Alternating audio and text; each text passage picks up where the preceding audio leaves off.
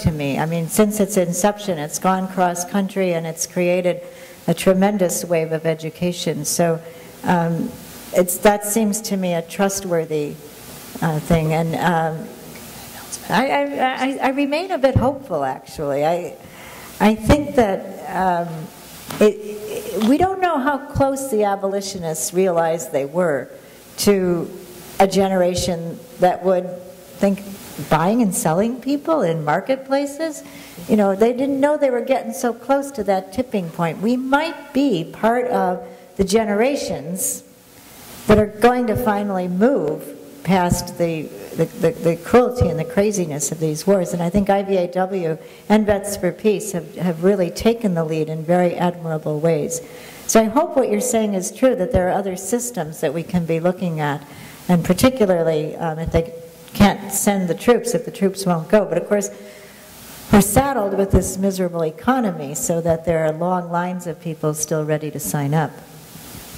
We're going to take one more question, and then I think Kathy's sticking around for another 15 minutes or so if you want to ask her questions individually. But then if you would like to talk to her more, again, I encourage you to go out to the First Mennonite Church tonight, and where there'll be dinner and casual conversation, and you can continue. Hi, my name is Julian. Thanks, Kathy. This is my second or third time hearing you speak, and I always especially find when you talk about your firsthand experiences in Afghanistan and what's really going on there, especially powerful. And I think that's very important. I guess, you know, one thing I do want to take up is about this question of amnesia, or is that really what's going on? Because, I mean, you do look at polls, and a majority of people, even if they don't understand everything that's going on, you know, there's general disagreement with the policy of our government in Afghanistan, and people generally want us to get out, but then you look at, that's not necessarily reflected in the streets. There's not a mass movement right now. And I think, you know, you have to look at why, and I think one reason is that this is now a war by a democratic administration, and much of the anti-war movement has called for a vote for Democratic candidates, first John Kerry and then Barack Obama, as a lesser evil to the Republican.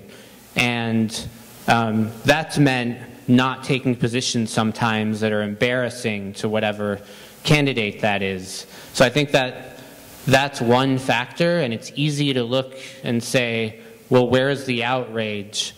But I think a lot of people, I've lately been meeting a lot of Egyptian students on campus who have suddenly organized solidarity protests to what's going on in Egypt. And all of them say, you know, we never would have thought this would have been possible several weeks ago. So I think you don't know, but I also think it's going to take building a politically independent anti-war movement and connecting to some of the inspiring events that it is possible for people in other countries to resist what our government is doing. Egypt, of course, was heavily funded by the United States. So I just wanted to say that and see if you had any thoughts about that.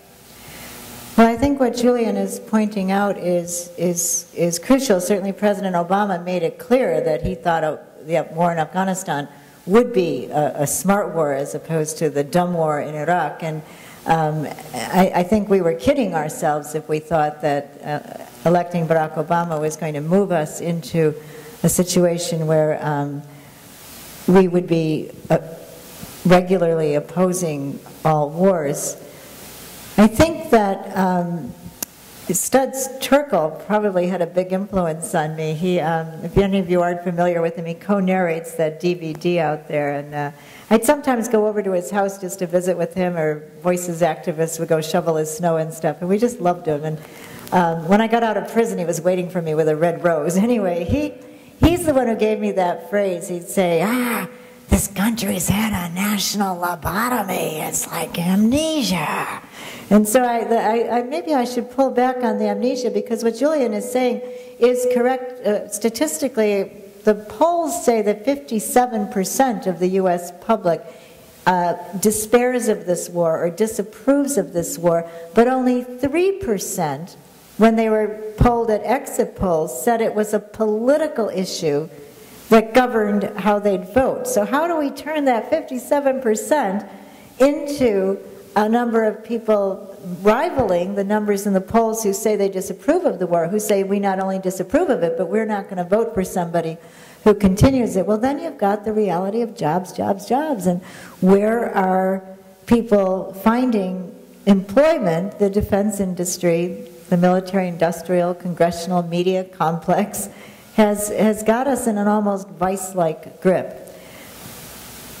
Having lived through the 60s and the 50s, think back about the 60s, having come out of the 50s, and who would have thunk? You know, you had the beat movement, the beatniks, but there wasn't much to suggest that the 60s were coming around the corner. There really wasn't. So we don't know. We honestly don't know. But my hope would be that the youngsters who have the internet, who have a lot of savvy, who maybe would be called part of the decadent zone in some ways, in other countries where the U.S. has been an occupying force or has propped up a dictator, that those youngsters would team up with the less fortunate, the less well-off in their own country.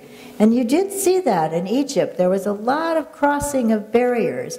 And that they'd also team up with their counterparts in this country. I'm not for separatism. I'm not saying I want a youth movement that's exclusive of everybody else and the youth can be out there dodging the bullets or something. I'm not saying that. I think we're all part of one another.